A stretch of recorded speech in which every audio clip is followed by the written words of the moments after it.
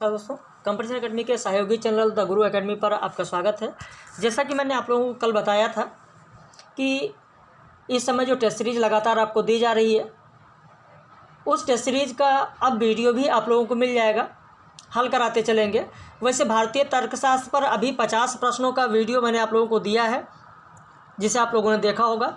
तो यह जो जून 2023 की परीक्षा हुई थी यूजीसी नेट की, जून 2023 की परीक्षा में प्रथम प्रश्न पत्र ये जो आया था, 13 जून को जो परीक्षा हुई थी,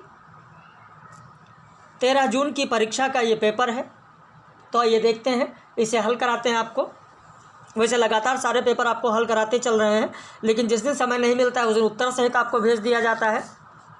यहाँ दिया गया है कि दी गई तालिका में एक कंपनी द्वारा वर्ष 2021 और 22 के दौरान उत्पादित मोबाइल के 5 मॉडल ABCDE का प्रतिशत विवरण दर्शाया गया है। कंपनी के द्वारा 2021 और 2022 में उत्पादित मोबाइल फ़ोन की संख्या 2021 में 4,50,000 और 2022 में 5,20,000 ये मोबाइल का उत्पादन हुआ है। इस आधार पर प्रश्न पूछ रहा है कि वर्ष 2021 और 22 में कंपनी द्वारा उत्पादित मॉडल C के फ़ोन के बीच कितना अंतर था।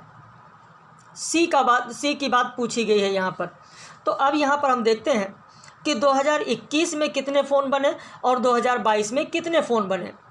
तो ये जो 4,50,000 है, 4,50,000 हमारा 100% है, तो 30% कितना होगा, पहले ये निकालेंगे हम लोग।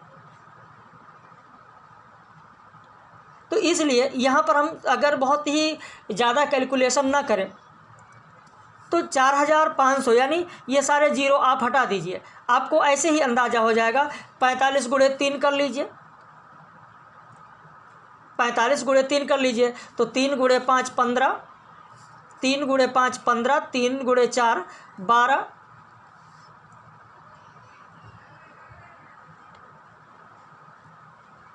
अच्छा 52%। 1 मिनट, किसका दिया गया है?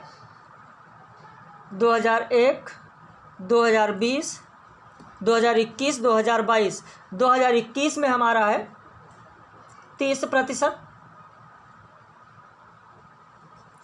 यहाँ पर प्रश्न दिया गया है कि 2021 और 22 में कंपनी द्वारा उत्पादित मॉडल C के मोबाइल फ़ोन की संख्या के बीच कितना अंतर था। अच्छा, ये पूछा गया है कि मोबाइल फ़ोन की संख्या में कितना अंतर था।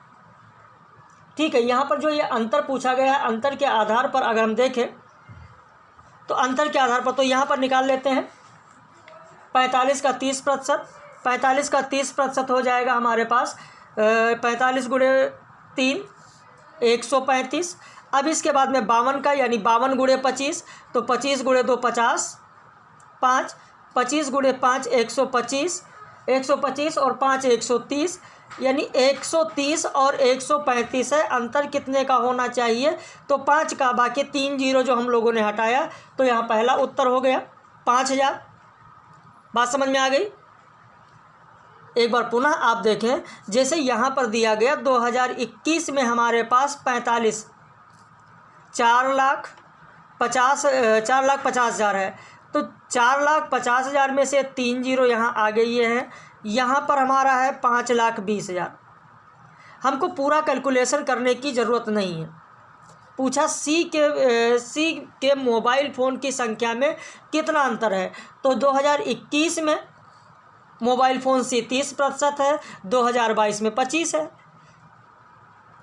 तो जब पूरा कैलकुलेशन हम करते हैं 4,50,000, पूरा कैलकुलेशन अगर हम करें तो इस तरीके से निकालते हैं कि 4,50,000 हमारा 100% है, तो 30% कितना है। इतना लंबा कैलकुलेशन हम लोग क्यों करेंगे? सीधे हम लोग अनुमान लगाने के लिए 45 गुणे 3 कर लें। 45 गुणे 3 जब करेंगे तो हो जाएगा हमारा 135, और इधर 52 गुणे 25 कर लें, तो 52 गुणे 25 कितना हो जाएगा, यहाँ पर हम कर लेते हैं, तो यहाँ पर हमारा आ जाएगा 130। दोनों के बीच अंतर कितना है, तो 5000 का। तो इस तरीके से उत्तर हम निकाल सकते हैं। दूसरा प्रश्न है,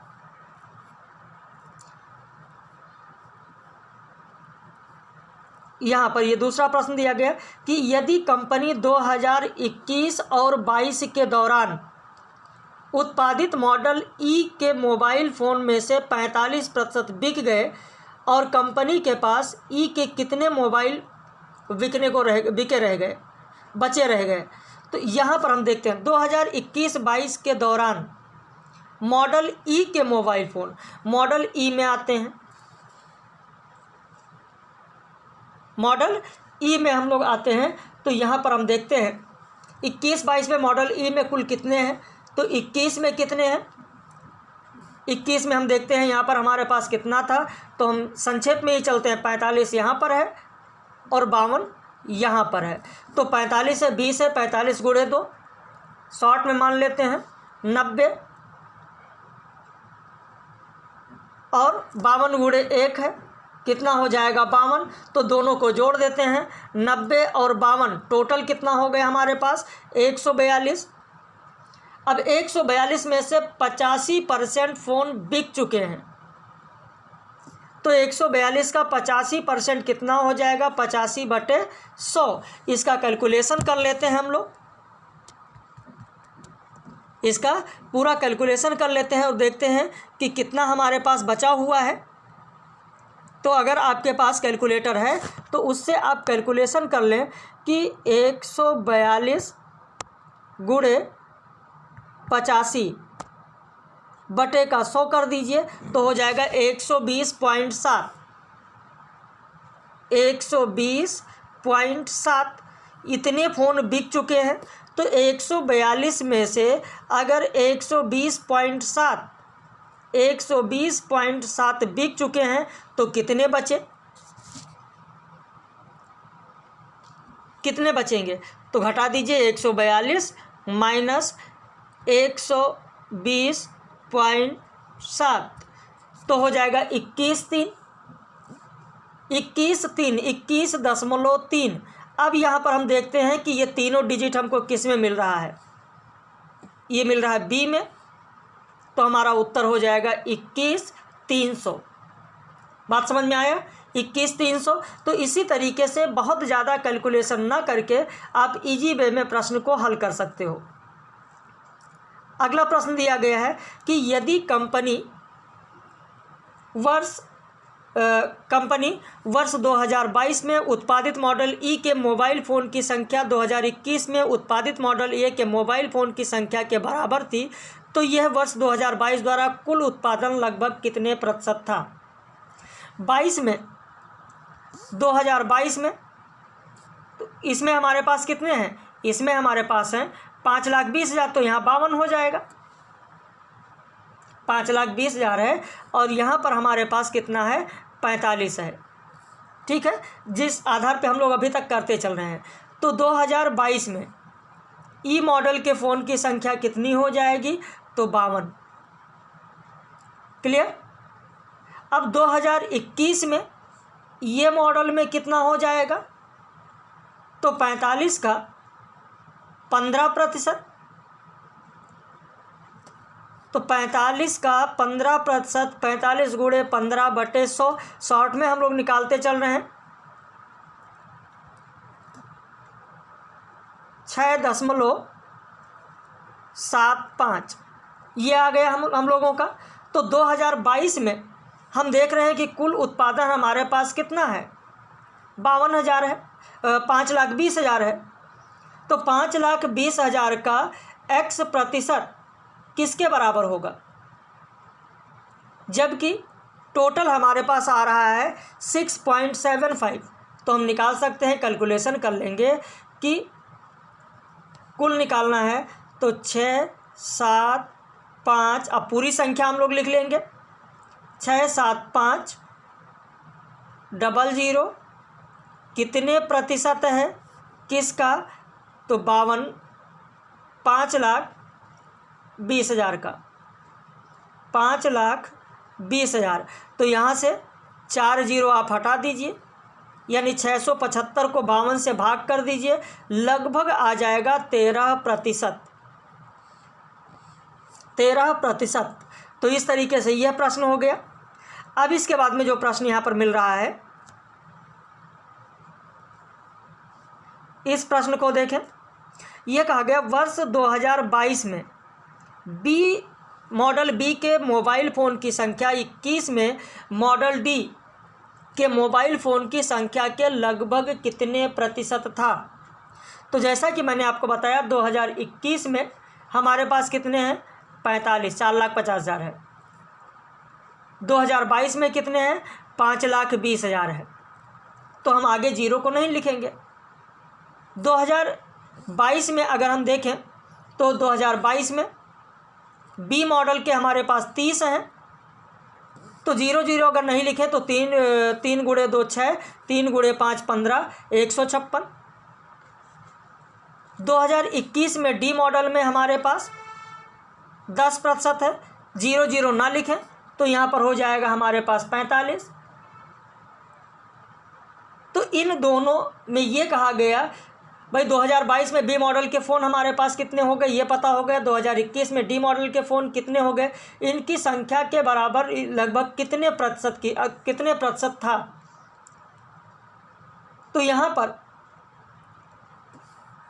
156 में से 45 हम घटा देते हैं, तो 156 में से अगर हम 45 घटाते हैं तो 45 और 5 50, 6 5 11, यानी हो जाएगा 111। यह 111 कितने प्रतिशत है, किसका, 4500।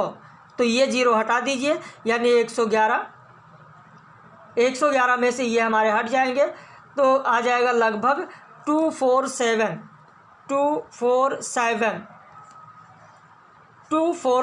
उत्तर हो जाएगा डी, 247। इसके बाद फिर अगला लास्ट प्रश्न है डीआई से लास्ट प्रश्न आप देखें कौन सा दिया गया है। डीआई से जो लास्ट प्रश्न यहाँ पर दिया गया, उस डीआई के लास्ट प्रश्न को देखें, जहाँ पर दिया गया कि मॉडल 2022 में CDE के मोबाइल फ़ोन की संख्या 21 में BDE के मोबाइल फ़ोन की तुलना में कितना है। तो यहाँ पर टोटल पहले हम देख लेते हैं। 2022 में CDE, 2022 में CDE यानी 25 25 50 10 60%। 2021 में BCD यानी 30 10 40 40 20 60 5 65। तो 2021 में जो हमारा दिया गया उसका 65% कितना होगा, 22 का 60% कितना होगा, निकाल देंगे, जो आएगा वही हमारा अनुपात बनेगा। तो यहाँ पर 2021 में हमारे पास है 4,50,000। तो इस 4,50,000 का 65% निकालेंगे। 4,50,000 का 65% निकालिए, और 22 में 5,20,000 का 60% निकालिए। निकालने के बाद जो आएगा वो आपका अनुपात होगा। सही उत्तर आप लिख लीजिए और कैलकुलेशन कर लीजिएगा, 16:15। 16:15।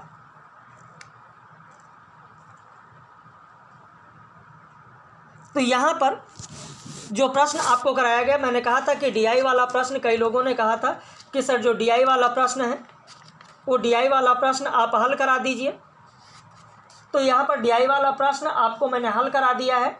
इसके अलावा और भी जो प्रश्न हैं जो मैथ से संबंधित हैं, वो मैथ्स वाले प्रश्न आपको हल करा दे रहे हैं, ताकि इस पर आधारित जो प्रश्न है, जो मैथ्स वाले प्रश्न हैं, वो भी आप लोग कर सकें। बाकी जो कंप्यूटर के हैं, जो बोध के हैं, वो सारी चीज़ आप उन्हें समझने की कोशिश करिए। वैसे यहाँ पर चलिए लिखा है, यदि राम एक विशेष विषय में कुछ संकल्पनाओं को समझने में समर्थ नहीं है और वो उस विषय में सतत रूप से निम्न कार्य निष्पादन कर रहा है, तो उसकी कठिनाइयों के कारणों का पता लगाने के लिए कौन सा मूल्यांकन परीक्षण संचालित करना होता है। तो निदानात्मक, जब तक उसका निदान नहीं होगा तब तक आगे नहीं होगा। किसका कैसे परीक्षण करें, कार्य के निष्पादन के लिए निदानात्मक मूल्यांकन करना जरूरी होता है। शिक्षण के निम्नलिखित स्तरों में से किसमें उच्चतम चिंतन कौशल की बात की गई है। किसमें? उच्चतम शिक्षण कौशल की बात की गई है। तो यहाँ पर उच्चतम शिक्षण कौशल में कौन कौन आएगा? जिसमें स्मरण स्तर दिया गया है, स्मरण स्तर दिया गया है, बोध स्तर दिया गया है, प्रतिवर्त स्तर दिया गया है। इन स्तरों में से कौन सा स्तर होगा? केवल एक होगा। सभी स्तरों के समान चिंतन कौशल की बात की गई है, तो इसमें एक होगा या दो होगा या तीन होगा या चौथा होगा। कौन सा होगा? तो ये सारे उत्तर आप लोगों को भेजे गए हैं, बताइए। पूरा समय इसीलिए आप लोगों को दिया जाता है ताकि इसे पढ़ सकें और एक एक प्रश्न आप कर सकें। नहीं पता? चलिए मैं आपको बताता हूँ। सी हो जाएगा। अब कहेंगे सर ये प्रतिवर्ष स्तर क्यों होगा? शिक्षण का प्रतिवर्ष या चिंतनशील स्तर पर एक से अधिक उन्नत चरण होते हैं, जिसमें विद्यार्थी अवधारणा के कई आयाम को समझने के लिए अवधारणा के माध्यम से एक कदम आगे बढ़ता है। और यह निर्देश का वह स्तर है जिसमें प्रशिक्षक छात्रों को उनके द्वारा सीखी गई सामग्री और अवधारणाओं के बारे में सोचने और प्रतिबिंबित करने के लिए उन्हें क्या करता है? तो उन्हें प्रोत्साहित करता है। अब इसके बाद यहाँ पर दिया गया कि निम्न में से कौन से ऑनलाइन उपकरण मन चित्रण के सृजन और साझा करने के लिए किए जाते हैं? गूगल दिया गया, फ्लिपकार्ट दिया गया, माइंड मीटर दिया गया, गूगल फॉर्म दिया गया, माइरो दिया गया। अब इस आधार पर आपको उत्तर देना है कि इसमें से कौन कौन सा होगा। एक ACE होगा, BDE होगा या AC होगा या BD होगा। इनमें से कौन सा होगा? अब इसमें कई लोगों के अगर जो कमेंट आते हैं, जब भेजा जाता है ऐसे प्रश्न जब कराए जाते हैं, तो कई लोगों के जो उत्तर आते हैं वो कहते हैं सर बस इसमें तो एक ही ये डी हो सकता है बस, जबकि यहाँ विकल्प में ही नहीं है। विकल्प में जो होगा वो पहला आपका होगा ACE, गूगल ऑनलाइन उपकरण मन चित्रण यानी माइंड मैप के सृजन और साझा करने के लिए गूगल का उपयोग किया जाता है, माइंड मीटर का प्रयोग किया जाता है, माइरो का प्रयोग किया जाता है। तो ये तीन हैं जिनका प्रयोग किया जाता है। आपको समय दिया जा रहा है 1-1 मिनट का। प्रश्न को मैं पढ़ दे रहा हूँ और इसे करने की कोशिश कीजिए। यहाँ पर दिया गया कि निम्नलिखित में से कौन समावेशी अधिगम वातावरण का उदाहरण है? समावेशी उदाहरण का कौन सा एक उदाहरण है यहाँ पर दिया गया, जिसमें एक कक्षा दी गई, कक्षा के जो विद्यार्थी हैं, विद्यार्थियों के नियमों और विनियमों के पालन की बात की गई। तो इसमें से कौन सा होगा? आपका उत्तर हो जाएगा यहाँ पर एक कक्षा जहाँ सभी विद्यार्थी को अपने विशेष अनुभव और दृष्टिकोणों को साझा करने हेतु प्रोत्साहित किया जाता है। तो यह आपका उत्तर हो जाएगा। इसके बाद जो अगला प्रश्न दिया गया कथन और तर्क का दिया गया। कथन और तर्क वाला मैंने अभी आप लोगों को 50 प्रश्न कथन और तर्क पर कराया है। कथन और तर्क पर 50 प्रश्न मैंने आप लोगों को कराया है। अब देखते हैं कि यहाँ पर कितने लोगों का उत्तर सही होता है। बोधगम्य स्तर पर दिया गया है कि बोधगम्य स्तर पर जो शिक्षण है, उस बोधगम्य स्तर पर शिक्षण के तहत जो प्रश्न आते हैं वो यहाँ पर दिया गया है। बताइए कितने लोग बताएंगे ये बोधगम्य वाला जो आपको दिया गया है, ये बोधगम्य स्तर वाला कितने लोग ऐसे प्रश्नों को कर पाते हैं कि बोधगम्य स्तर पर शिक्षण में विद्यार्थी को समीक्षात्मक रूप से चिंतन और उसके अधिगम अनुभवों के अनुचिंतन को प्रोत्साहित करना समाविष्ट होता है। बताइए क्या ये सही है? गलत है। पहला हमारा गलत है। दूसरा कहा गया कि स्मरण स्तर पर शिक्षण में रटन स्मरण समाविष्ट होता है और आलोचनात्मक चिंतन प्रोत्साहित नहीं होता है। बिल्कुल आलोचनात्मक जो होता है वो नहीं होता है। तो यहाँ पर आपका डी हो जाएगा कि पहला गलत है, दूसरा आपका सही है। फिर स्टेटमेंट और कथन का दिया गया है कि अवलोकन अनुसंधान, अवलोकन के आधार पर यहाँ पर प्रश्न दिया गया है।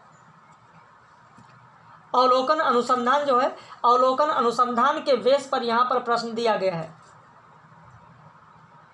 अब देखते हैं कि अवलोकन अनुसंधान वाला कितने लोगों का सही होता है। प्रश्न तो पढ़ ही रहे होंगे आप, पढ़ लिया। चलिए मैं अब आपको बताता हूँ, दोनों गलत है, दोनों गलत है। यहाँ पर हो जाएगा आपका बी। दोनों गलत इसलिए है कि अवलोकन अनुसंधान का उपयोग कई अलग अलग प्रकार से गैर प्रयोगात्मक अध्ययनों को संदर्भित करने के लिए किया जाता है। इसमें व्यवहार को व्यवस्थित रूप से देखा और दर्ज किया जा सकता है। अवलोकन अनुसंधान का लक्ष्य एक चर या चर में इस सेट का वर्णन करना है। अवलोकनात्मक संबंधी अनुसंधान क्या होता है? गैर प्रयोगात्मक होता है, क्योंकि इसमें कुछ ही हेरफेर या नियंत्रित नहीं किया जाता है। तो इस तरीके से देखें तो इस दृष्टि से हम इसका उपयोग करके कारणात्मक निष्कर्ष पर पहुंच सकते हैं। और अवलोकन अनुसंधान अध्ययन में जो एक डेटा एकत्रित किया जाता है वह अवसर गुणात्मक प्रकृति का होता है, लेकिन मात्रात्मक, कहीं कहीं आपको मात्रात्मक या दोनों भी मिल सकता है। तो यहाँ पर दोनों हमारा गलत होगा। अगला प्रश्न दिया गया, हाँ ये भी बहुत ही बढ़िया प्रश्न है कि जब अनुसंधानात्मक का लिंग अध्ययन में प्रतिभागी के व्यवहार को प्रभावित करता है तो उसे क्या कहा जाता है? उसे क्या कहा जाता है? ये भी बहुत ही अच्छा, और अच्छा क्या कह सकते हैं, बहुत ही महत्वपूर्ण प्रश्न है, जिसे मनोवैज्ञानिक प्रभाव, मनोसामाजिक प्रभाव है, मनोसामाजिक प्रभाव है, मनोवैज्ञानिक प्रभाव है, जैव सामाजिक प्रभाव है और पर्यावरणीय प्रभाव है। कौन सा होगा? बिल्कुल तीसरा हो जाएगा। तीसरा हो जाएगा कि जब अनुसंधानकर्ता का लिंग अध्ययन के प्रतिभागी के व्यवहार को प्रभावित करता है तो उसे क्या कहा जाएगा? जैव सामाजिक प्रभाव कहा जाएगा। मापन की निम्नलिखित, देखिए मापन वाला भी जो मैंने कराया है आपको, माध्य, माध्यिका, बहुलक, जो केंद्रीय प्रवृत्ति की माप है, केंद्रीय प्रवृत्ति के माप के ही आधार पर यहाँ पर आप देखेंगे कि यह प्रश्न बना हुआ है। केंद्रीय प्रवृत्ति के आधार पर यहाँ पर यह प्रश्न बना हुआ है। अब इसमें से आपको बताना है कि मापन की वह विधि कौन कौन सी है, मापन के तहत इसमें कौन कौन से आते हैं। प्रश्न पढ़ लिया आप लोगों ने? क्रमिक, नामिक, अनुपात और अंतराल। क्रमिक क्या है वो भी मैंने आप लोगों को बताया है। नामिक क्या है वो भी बताया है। अनुपात क्या है वो भी मैंने बताया है। अंतराल क्या है वो भी मैंने आपको बताया है। बिल्कुल, इसमें सही क्रम जो होगा वो सबसे पहले आएगा नामिक, उसके बाद आएगा क्रमिक, क्रमिक के बाद आएगा अंतराल, और अंतराल के बाद कौन सा आएगा? तो आएगा आपका अनुपात। डी हो जाएगा। जब किसी दिए गए विषय पर अनेक अध्ययनों के एक समान निष्कर्ष होते हैं तो वो जो निष्कर्ष होते हैं वो किस आधार पर दर्शाए जाते हैं? अभिसारी वैधता, अभिसारी वैधता या निकष वैधता या फिर अपसारी वैधता। जो साइंस वाले होंगे वो इस प्रश्न को बहुत ही आराम से कर लेंगे, जिनका बैकग्राउंड साइंस रहा होगा, कि जब किसी दिए गए विषय पर अनेक अध्ययनों के एक समान निष्कर्ष होता है। बिल्कुल कन्वर्जेंट, ये होगा कन्वर्जेंट वैलिडिटी। कन्वर्जेंट वैलिडिटी यानी अभिसारी वैधता। अभिसारी वैधता। निम्नलिखित में से कौन सा पीएच मान यह दर्शाता है कि कोई प्रतिदर्श सहसंबंध गुणांक एक, सहसंबंध गुणांक एक के सार्थक स्तर पर है? अच्छा, ये तो जो दिया गया है वो जो बाइनरी सिस्टम होता है एकदम उसके बेस पर दिया गया है। यहाँ पर जो गुणांक दिया गया है जो गुणांक दिया गया है ये जो बाइनरी सिस्टम होता है, बाइनरी सिस्टम के ही आधार पर एकदम यहाँ पर यह प्रश्न दिया गया है। कितने लोगों को बाइनरी सिस्टम के बारे में पता है, बताइए। बाइनरी सिस्टम के बारे में कितने लोगों को पता है, कमेंट करके ज़रूर बताइएगा। वैसे देखते हैं, कोशिश करेंगे कि जो समय मिलता है तो आपको बाइनरी सिस्टम के बारे में भी थोड़ा बहुत जानकारी दी जाए, बाइनरी सिस्टम के बारे में भी आपको थोड़ा बहुत बताया जाए।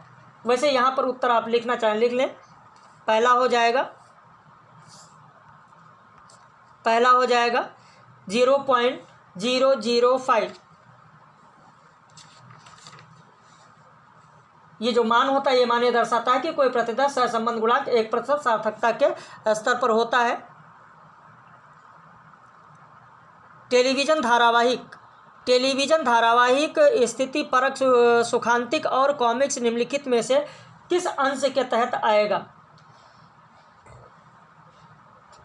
किस अंश के तहत आएगा। यहाँ पर 4 संस्कृतियाँ दी गई हैं और इन 4 संस्कृति के आधार पर आपको उत्तर बताना है। 4 संस्कृति कौन कौन सी हैं? कुलीन संस्कृति है, मध्यम वर्गीय संस्कृति है, प्रतिबंधात्मक संस्कृति है और लोक संस्कृति है। इसमें से कौन सा होगा? क्या कुलीन संस्कृति होगा? जहाँ परक सुखांति और कॉमिक्स की अगर बात की जा रही है तो वहाँ कौन सी संस्कृति होगी? नहीं। क्या प्रतिबंधात्मक संस्कृति होगी या लोक संस्कृति होगी? कौन सी संस्कृति होगी? क्या एक प्रश्न आप लोगों के लिए छोड़ा जाए? बहुत ही साधारण प्रश्न है। नहीं, लोकप्रिय संस्कृति होगी, लोकप्रिय संस्कृति। क्योंकि जो टेलीविज़न धारावाहिक होता है स्थिति परक या सुखांतिक या कॉमिक्स होता है, ये कैसी होती है? लोकप्रिय संस्कृति का अंश होता है। आप लोग टेलीविज़न देख रहे होंगे, धारावाहिक देख रहे होंगे, तो वहाँ पर ये सारी चीज़ें आप लोगों को मिलेंगी। सूचना का प्रथम राजमार्ग कौन सा है? सूचना जो होती है उस सूचना का प्रथम जो राजमार्ग है, कोई भी सूचना आपको मिलती है, कोई भी सूचना आपको मिलती है तो उसका कह सकते हैं फर्स्ट हाईवे ऑफ इंफॉर्मेशन किसे कहा जाता है? कोई तार मिलेगा, कोई टेलीग्राफ मिलेगा, उसी को तो आप कहेंगे। बिल्कुल, यहाँ पर बी हो जाएगा आपका, क्योंकि सूचना का पहला राजमार्ग अगर इसको कहा गया है किसी भौतिक वस्तु के विनिमय के बिना ही संदेश को दूर तक संप्रेषित करना टेलीग्राफ कहलाता है। और जो तार होता है, तार डाक द्वारा भेजा जाने वाला एक संदेश होता है। वैसे ये तार जो शुरू किया गया था वो आज नहीं बल्कि 1854 में आम जनता के लिए सुविधा शुरू की गई थी। जनसंचार माध्यम के मुख्य कारक कौन कौन से हैं? जिसमें आप देखेंगे समाज को स्थिर बनाना, कई चीज़ें इसमें दिया गया है, कई चीज़ें इसमें दी गई हैं कि समाज को स्थिर बनाना या फिर सूचना देना या फिर शिक्षित करना, अनुनय करना, मनोरंजन करना। तो इसमें आपका हो जाएगा सूचना देना हो जाएगा, शिक्षित करना हो जाएगा, अनुनय करना हो जाएगा, मनोरंजन करना हो जाएगा। यानी BCDE आपका उत्तर होगा, BCDE आपका उत्तर हो जाएगा। अब इसके बाद में यहाँ पर लॉजिक में दिया गया कि निम्नलिखित 2 कथन दिए गए। डिजिटल प्रौद्योगिकी के फलस्वरूप जनसंचार माध्यम के उपभोग में वृद्धि करता है। पहला कथन दिया गया, एक एक करके यहाँ पर जो कथन दिए गए हैं उन कथनों को आप देखें। साधर्मी यानी एनालॉगी की जो बात की गई यहाँ पर, एक एक जो कथन और तर्क वाले दिए गए, कथन तर्क पर आप लोग जरूर ध्यान दें, क्योंकि कथन तर्क वाला जो होता है, कथन तर्क वाले जो प्रश्न आते हैं परीक्षा में, आप देखेंगे कि अगर एक बार आपका कॉन्सेप्ट क्लियर हो गया तो फिर बहुत ही आराम से ऐसे प्रश्नों को आप हल कर सकते हैं।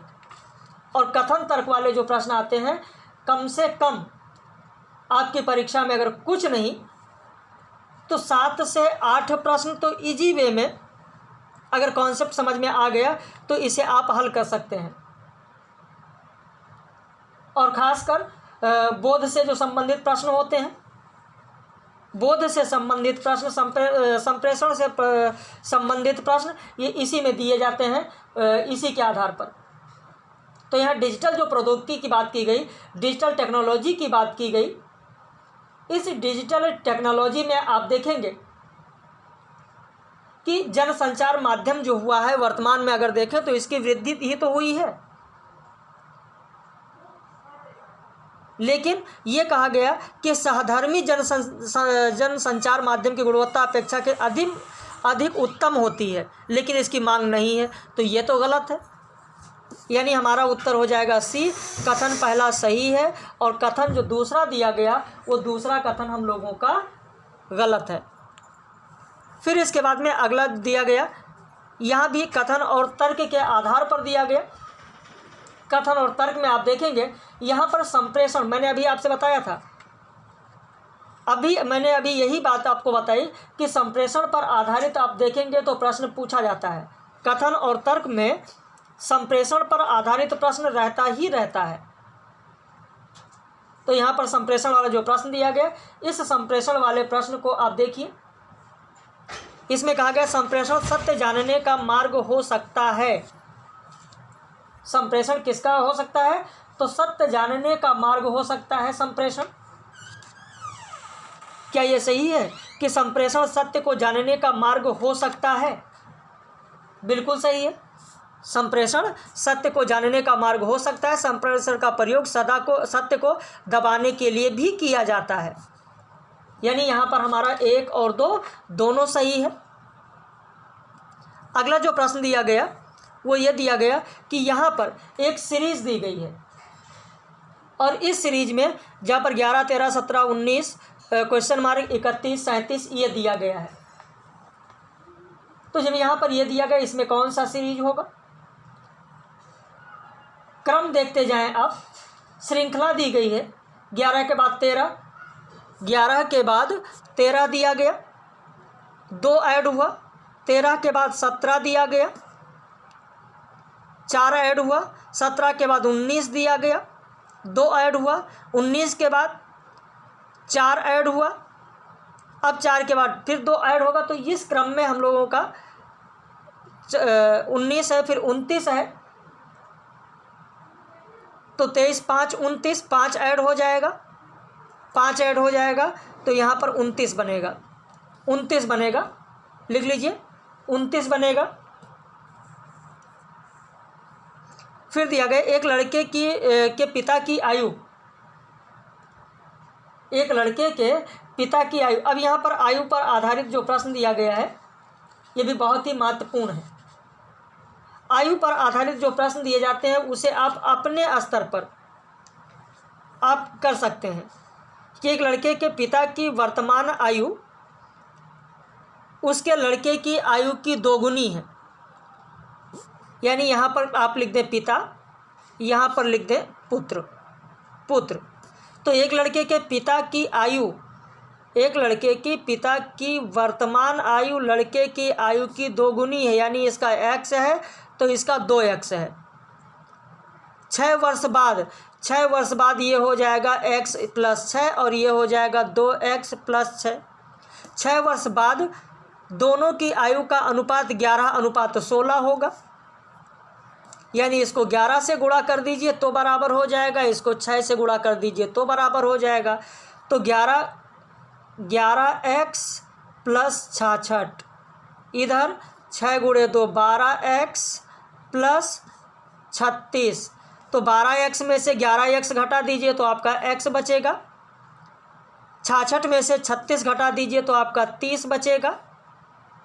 इसका मतलब पिता की उल्टा लिख गया है, पिता इधर होगा पुत्र इधर होगा, सही कर लीजिएगा। अभी इसको हटाएंगे तो फिर गलत हो जाएगा, इसको हटा दीजिएगा। पुत्र की आयु कम होगी ना, पुत्र और पिता। तो पुत्र होगा 30 वर्ष का तो पिता होगा 30 गुणे 2 60 वर्ष का। तो लड़के की वर्तमान आयु कितनी है? 30 वर्ष आपका उत्तर हो जाएगा। अब इसके बाद में अगला प्रश्न कौन सा है? 3 मित्रों एक्स वाई और जेड में 2040 रुपये को विभाजित किया जाना है। जेड और वाई को 2/3 भाग दिया जाना है, वाई को एक्स का 1/4 भाग दिया जाना है। तो कितने रुपये मिलेंगे? अब यहाँ पर भी आपको अनुपात बना लेना है। एक्स अनुपात वाई अनुपात जेड। जेड को वाई का 2/3 यानी 2:3 दिया जाना है, वाई को दिया जाना है, एक minute sorry, X Y Z, X अनुपात वाई अनुपात जेड। वाई जेड का अनुपात 2:3 है, वाई और एक्स का 1:4 है, 1:4 है। तो ऐसे आप गुणा कर लें, ऐसे आप गुणा कर देंगे, ये भी आपका हो जाएगा। तो इस तरीके से आप अनुपात निकाल लेंगे। निकालिए, 2:3 और 1:4, 2:3 और 1:4 करके जो अनुपात दिया गया है, 2:3 1:4 करके जो ये अनुपात दिया गया है, इस अनुपात को कैलकुलेशन कर लीजिए। थोड़ा करिए कैलकुलेशन, देखिए कितना आ रहा है। कैलकुलेशन करिए जो अनुपात दिया गया है। अगर नहीं आ रहा है अनुपात तो फिर बताइए, उसको मैं करा रहा हूँ। लेकिन देखिए कितना कितना अनुपात आ रहा है।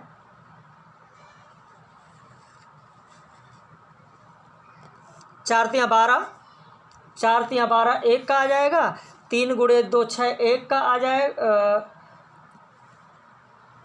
4×3 12, ये हो गया 3 1 कम 3 2 1 कम 2, तो 12 3 2, 12 3 2 यही आएगा, 12 3 2। तो किसका हिस्सा पूछा गया है? तो y के हिस्से में कितना आएगा? y का हिस्सा है 12, तो 12 3 15 2 17, यही हो जाएगा 17। तो यहाँ हो जाएगा टोटल हमारे पास कितना है? 20 40 बटे 17 गुणे 12,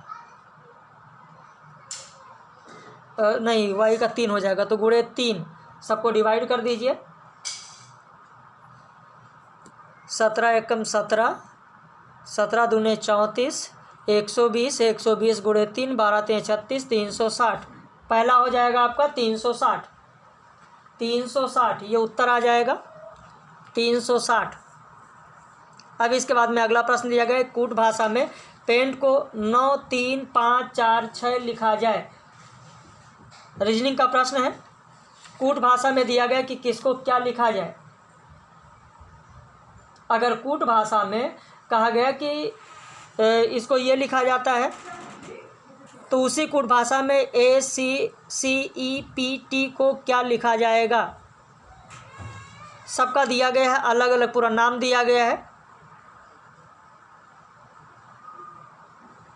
यहाँ पर देखें A को 3 लिखा गया है, यहाँ से देखें इसमें आप मिलान करें तो A को क्या लिखा गया है?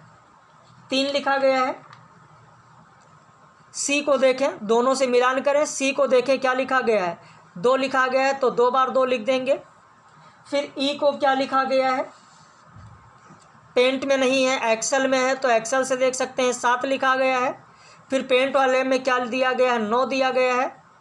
फिर T पेंट वाले में देखें तो 6 दिया है। तो इस तरीके से आपका तीसरा उत्तर बन जाएगा।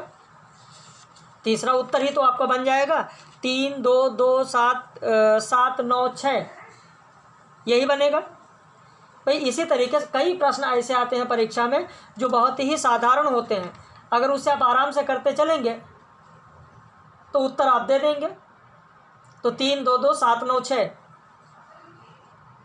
3 हाँ सी नहीं होगा, डी होगा, 3 2 2 यहाँ दिया है, 3 2 2 7 9 6, यही आपका उत्तर होगा।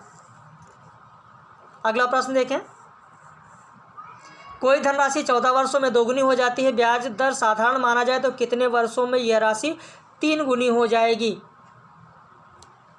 ये तो बहुत ही साधारण प्रश्न होता है, कई बार मैंने इसको लोगों को समझाया है कि ये बहुत ही आसान प्रश्न होता है, इसके लिए बहुत ज़्यादा कुछ करने की ज़रूरत नहीं होती है।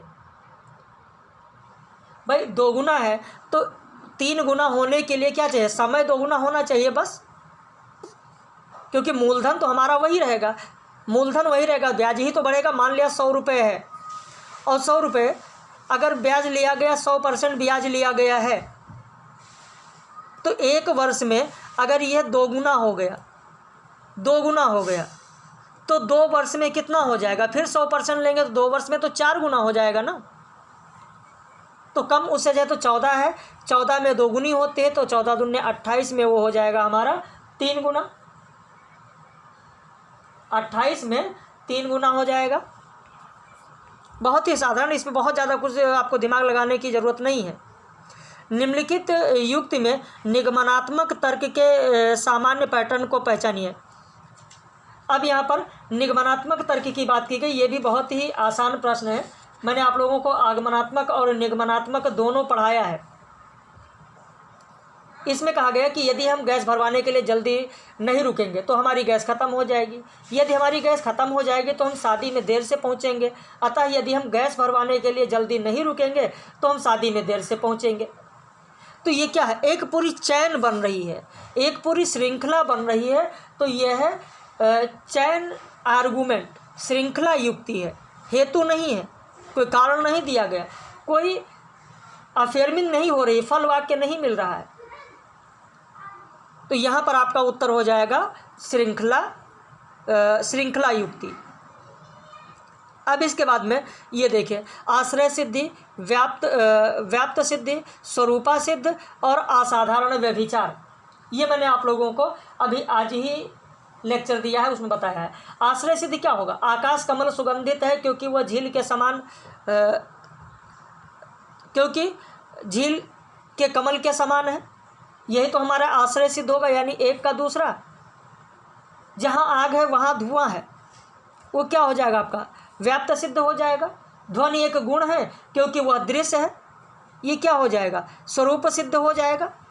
और असाधारण में ध्वनि शाश्वत है क्योंकि वह श्रव्य है। तो इस तरीके से हमारा क्या होगा, पहले 2 3 4 1, यही तो बनेगा, डी उत्तर हो जाएगा 2 3 4 1। अभी आज ही आपको लेक्चर दिया गया, देख सकते हैं। इसके बाद दिया गया निम्नलिखित युक्ति का अवलोकन करें। निम्नलिखित जो युक्ति दी गई, कहा गया कि इसका अवलोकन करें और इसमें क्या क्या दिया गया है जिसे आप देखें। यहाँ पर 3 कथन दिए गए हैं। सभी सूअर भेड़े हैं, सभी भेड़े बकरियां हैं, अतः सभी सूअर बकरियां हैं। अब इसमें से फिर से 4 विकल्प दिया गया कि कौन कौन सा यहाँ पर निकल रहा है तर्क। आप अगर डायग्राम इसका बनाएंगे तो ऐसे डायग्राम बनेगा, बीच में हो जाएगा आपका कि सभी सूअर भेड़े हैं, बीच में हो जाएगा, उसके बाद में फिर भेड़े का हो जाएगा और फिर बकरियों का हो जाएगा। इससे जो निष्कर्ष हम लोगों का निकलेगा वो हो जाएगा, केवल पहला निष्कर्ष निकलेगा कि सभी वैध युक्त है, क्योंकि यदि आधार वाक्य सही है तो निष्कर्ष भी सही होगा। तो यहाँ आधार वाक्य हमारा सही है, जो आधार वाक्य दिए गए तो निष्कर्ष भी हमारे जितने निकलेंगे वो सब सही होंगे। फिर आगे जो प्रश्न दिया गया, प्रश्न संख्या 29 पर हम लोग हैं। 2 कथन दिए गए। कथन तर्क वाला मैंने आपको बताया है लगातार कि कथन तर्क वाला जो प्रश्न आता है बहुत ही महत्वपूर्ण होता है। यहाँ पर कथन तर्क में जो दिया गया कि अत्यंता भाव शाश्वत है, बिल्कुल अत्यंता भाव शाश्वत है, सही है। क्यों, यदि कोई विशिष्ट चीज़ किसी समय किसी विशिष्ट स्थान पर अस्तित्व में नहीं है तो ये कहा जा सकता है कि अत्यंता भाव है। तो यहाँ पर हमारा उत्तर हो जाएगा ए और आर दोनों सही है और व्याख्या भी सही हो रही है। इसके बाद का जो अगला प्रश्न दिया गया, आग ठंडी है क्योंकि यह एक द्रव्य है। मैंने अभी आपको बताया ही है कि ये कौन सा होगा, बाधित होगा। अभी तो मैंने पढ़ाया है, जहाँ अभी पढ़ाया है वहाँ पर बहुत ज़्यादा कुछ करने की ज़रूरत आपको नहीं है। फिर इसके बाद में अगला प्रश्न है कि कंप्यूटर का विकास प्रारंभिक मेनफ्रेम कंप्यूटर में अपेक्षाकृत स्मार्ट उपकरणों तक हुआ है। यहाँ कंप्यूटर पर आधारित जो प्रश्न दिया गया है, कंप्यूटर पर आधारित जो प्रश्न दिया गया है इसे आप देखिए। जहाँ पर निर्वात तालिका यानी वैक्यूम ट्यूब है, ट्रांजिस्टर है, एकीकृत सर्किट है, कैथोड रे है, इन सब का जो दिया गया है ये देखिए बहुत ही महत्वपूर्ण प्रश्न है। अब बताइए इसमें कौन सा सही होगा? कैथोड, क्या कैथोड आपका होगा या ट्रांजिस्टर होगा या एकीकृत सर्किट होगी या कैथोड रेज होगा? नहीं, यहाँ पर जो होगी वो होगी आपकी कौन सी? Integrated circuit. इंटीग्रेटेड सर्किट आपका उत्तर होगा, क्योंकि कंप्यूटर के भौतिक आकार की बात की गई है, उस आधार पर कौन सा होगा आपका?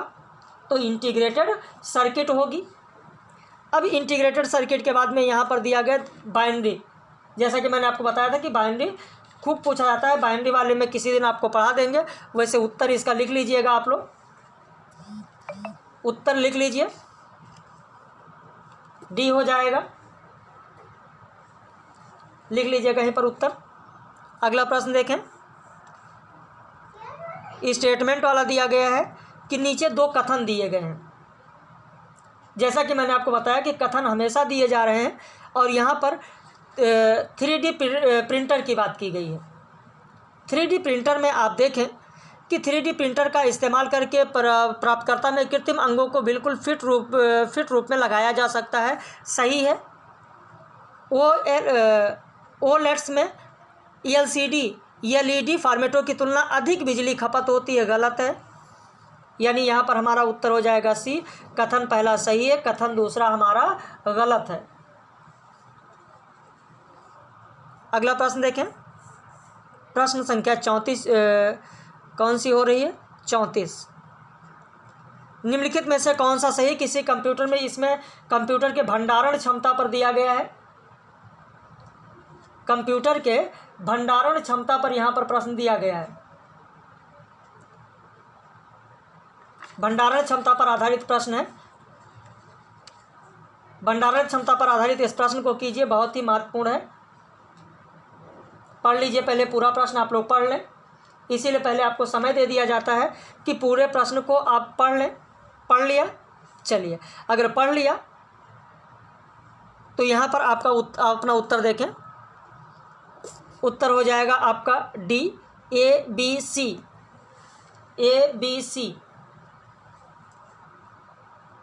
ABC पढ़ लिया? चलिए, क्योंकि समय भी बहुत ज़्यादा नहीं है।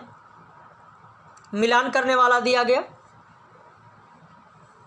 मिलान करने वाला दिया गया। ब्राउज़र क्या है? ब्राउज़र वो सॉफ्टवेयर है जिसमें प्रयोगकर्ता वेब पेज देख पाता है, जिसमें वेब पेज देख पाता है। और HTTP क्या है? HTTP वो प्रोटोकॉल है जिसका उपयोग पूरे इंटरनेट पर वेब पेज के लिए आंकड़े भेजने के लिए किया जाता है। यानी यहाँ पर हमारा उत्तर पहला हो जाएगा। URL क्या है? तो वेब पते का टेक्स्ट आधारित है। तो इस तरीके से हमारा उत्तर हो जाएगा 3, 1, 4, 2। मिलान कर लीजिएगा, 3, 1, 4, 2। इसके बाद फिर अगला प्रश्न है, वायु गुणवत्ता सूचकांक को प्रदर्शित किया जाता है। वायु गुणवत्ता जो सूचकांक है वो किसके द्वारा प्रदर्शित किया जाता है? वायु गुणवत्ता सूचकांक बहुत ही महत्वपूर्ण प्रश्न है। वायु गुणवत्ता सूचकांक किसके द्वारा प्रदर्शित किया जाता है? वायु गुणवत्ता सूचकांक, ये कई बार परीक्षाओं में वायु गुणवत्ता सूचकांक पूछा जा चुका है। वायु गुणवत्ता सूचकांक कई बार परीक्षाओं में पूछा गया है, किसके द्वारा प्रदर्शित किया जाता है? बिल्कुल, वायु गुणवत्ता सूचकांक संख्या में प्रदर्शित किया जाता है। AQI क्या है? AQI एक संख्या ही तो है। बिल्कुल बिल्कुल, बहुत सही, यहाँ पर यही उत्तर हो जाएगा आपका। इसके बाद में फिर अगला प्रश्न आप देखें,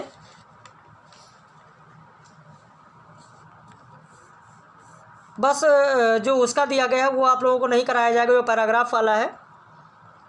नीचे दिए गए 2 कथन हैं।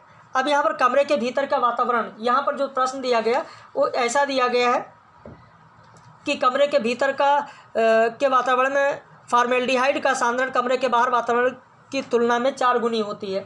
अब यहाँ पर एक चीज़ आप ध्यान दें, जो कथन तर्क वाले में प्रश्न पूछे जाते हैं वो मैंने आपको बताया ही है कि ये ज़्यादातर जो बोध होते हैं, बोध के आधार पर होता है।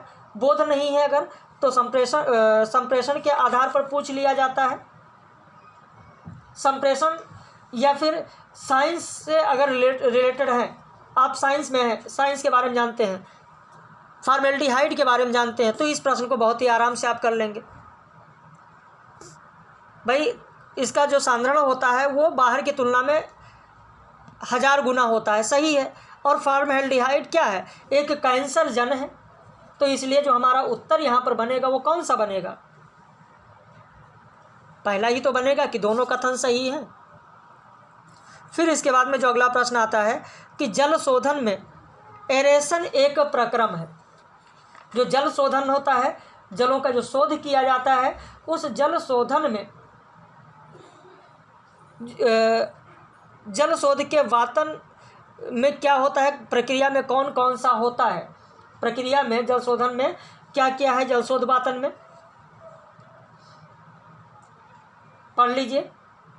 जल शोध वातन जो दिया गया, इस जल शोध वातन में कौन कौन सा होगा, क्या क्या चीज़ इसमें शामिल है जल शोध वातन में।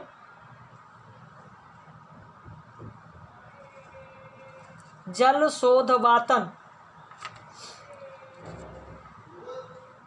जल शोध वातन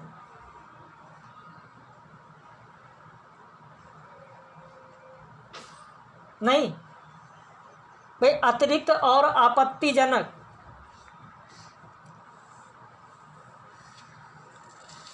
अतिरिक्त और आपत्तिजनक गैसों को निकाला जाता है। अतिरिक्त और आपत्तिजनक जो गैस होते हैं, क्या इन्हें निकाला जाएगा। पानी के पीएच मान को पुनः सामंजित किया जाएगा, बताइए।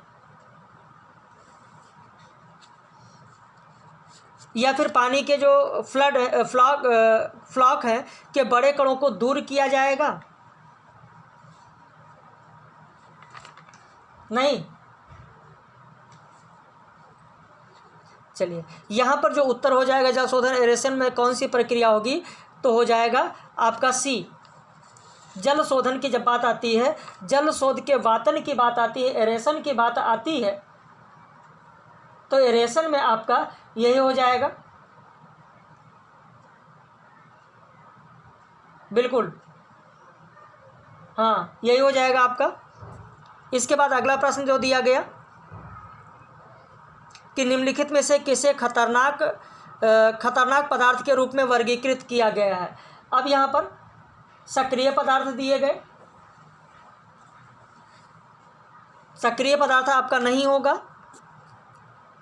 देहनीय पदार्थ आपका हो जाएगा, संक्षारक पदार्थ आपका हो जाएगा, प्रतिक्रियात्मक पदार्थ आपका हो जाएगा, और विषैले पदार्थ हो जाएगा। यानी बी से शुरू होगा, B C D E, B C D E सही है। जल में जल की कमी वाले जो क्षेत्र होते हैं, जल की कमी वाले क्षेत्र में यहाँ पर आप देखें क्या क्या कहा गया है। वर्गीकृत जल की उपलब्धता की सीमा क्या है, जल की उपलब्धता की जो सीमा है वो क्या है, जल की उपलब्धता कितनी होनी चाहिए। जल की उपलब्धता की जो सीमा है वो कितनी होनी चाहिए। सब में क्यूबिक में दिया गया है, क्यूबिक में दिया गया है, कितने क्यूबिक होना चाहिए। हाँ क्यूबिक वैसे ही कह सकते हैं इसको, क्यूबिक वैसे ही इसे कहा ही जा सकता है कि ये क्यूबिक बेस के बेस पर दिया गया है। चलिए हो गया, यानी 1700 मीटर क्यूब प्रति व्यक्ति वर्ष से कम, प्रति व्यक्ति वर्ष से कम, पहला उत्तर हो जाएगा। इसके बाद में फिर देखें, निम्न में से कौन कौशलों को मृदु कौशल कहा जाता है, यानी सॉफ्ट स्किल। मृदु कौशल की जब बात आती है, सॉफ्ट की बात आती है, तो यहाँ पर किसे कहा गया है? मृदु कौशल की जो बात की गई है। मृदु कौशल में कौन कौन है? जिसमें निर्णयन है, विपर्ययन है, निर्णयन, विपर्ययन, संचार, मतभेद समाधान, नेतृत्व, कौन कौन सा शामिल होगा इसमें?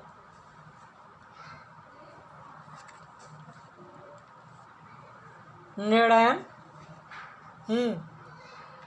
बिल्कुल। यहाँ पर कौन कौन सा शामिल होगा? समस्या समाधान होगा, संचार होता है, नेतृत्व होता है, मतभेद समाधान होता है, निर्णयन होता है, टीम वर्क होता है, डिजिटल साक्षरता होता है। तो इस बेस पर अगर हम देखते हैं तो इस बेस पे हमारा जो उत्तर बनता है वो उत्तर बनता है सी, यानी ACDE। विपणन नहीं होगा, ACDE बनेगा, क्योंकि टोटल मैंने आपको बताया समस्या समाधान, संचार, नेतृत्व, मतभेद समाधान, निर्णयन, टीम वर्क, डिजिटल साक्षरता, ये सब इसमें आएंगे।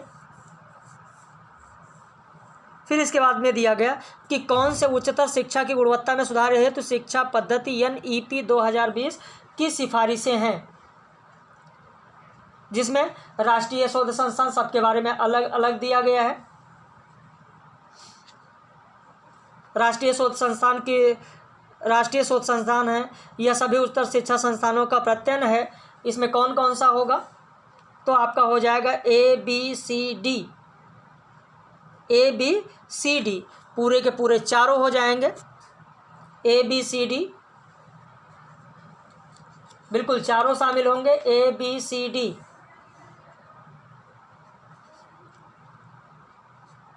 ABCD हो गया, चारों हो गए। अगला प्रश्न देखें, 2-4 प्रश्न 5 प्रश्न और बचे हैं। UGC की स्थापना की सिफारिश की गई थी, बताइए। UGC के सिफारिश के स्थापना की जो सिफारिश थी वो की गई थी किसके द्वारा? कौन कर रहा है? विश्वविद्यालय अनुदान आयोग, विश्वविद्यालय शिक्षा आयोग, पहला हो जाएगा विश्वविद्यालय शिक्षा आयोग, विश्वविद्यालय शिक्षा आयोग। अगला प्रश्न बस खत्म है, बहुत ज़्यादा नहीं है। निम्न में से कौन वर्ष 1850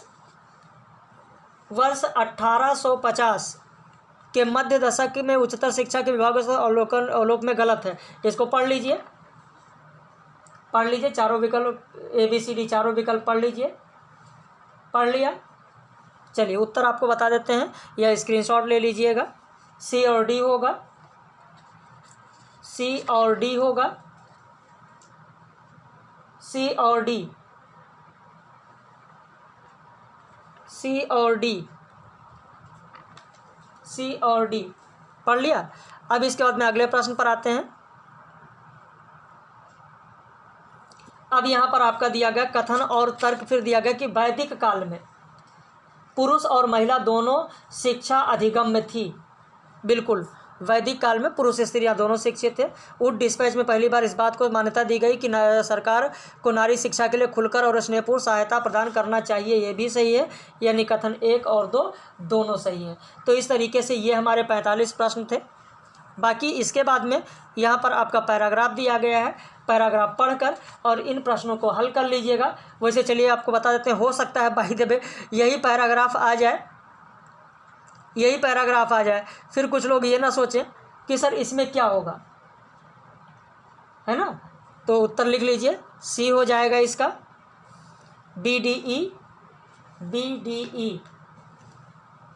BDE।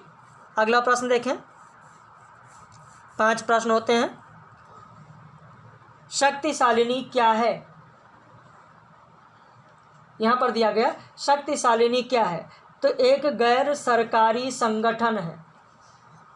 उत्तर हो जाएगा यहाँ पर D, एक गैर सरकारी संगठन है। अगला प्रश्न जो दिया गया इसे भी देख लीजिए, पूरे 50 हो जाएंगे आपके। शक्तिशालिनी अध्ययन से संबंधित सभी कथन सही हैं सिवाय निम्नलिखित के, यानी केवल एक इसमें ऐसा है जो गलत है। वो गलत कौन सा होगा? तो गलत हो जाएगा डी। इसने पाया कि हिंसा के लिए केवल पुरुष जिम्मेदार हैं। इसके बाद फिर दिया गया अगला प्रश्न, नीचे दो कथन दिए गए कि शक्तिशालिनी अध्ययन के अधिकांश महिलाएं कामकाजी व निम्न वर्ग की हैं। कामकाजी व निम्न वर्ग की हैं, सही है। महिलाएं जन्म से जुड़े परिवार से सुरक्षित हैं, गलत है। आपका उत्तर हो जाएगा यहाँ पर सी। और अंतिम प्रश्न जो दिया गया, अंतिम प्रश्न भी आप देख लें। अंतिम प्रश्न जो दिया गया वो है कि जन्म से जुड़े परिवार से होने वाली हिंसा पर विश्वास करना कठिन होता है। क्यों कठिन होता है? क्योंकि यहाँ पर हो जाएगा ए बी सी। तो ये थे 50 प्रश्न। बाकी ऐसे ही कल हम लोग फिर मिलेंगे। आप लोगों ने देखा, समय दिया, बहुत बहुत धन्यवाद। वीडियो को शेयर करिए, चैनल को लाइक और सब्सक्राइब कर लीजिए ताकि और भी जो साहित्य के विद्यार्थी हैं उनको भी इसका लाभ मिल सके।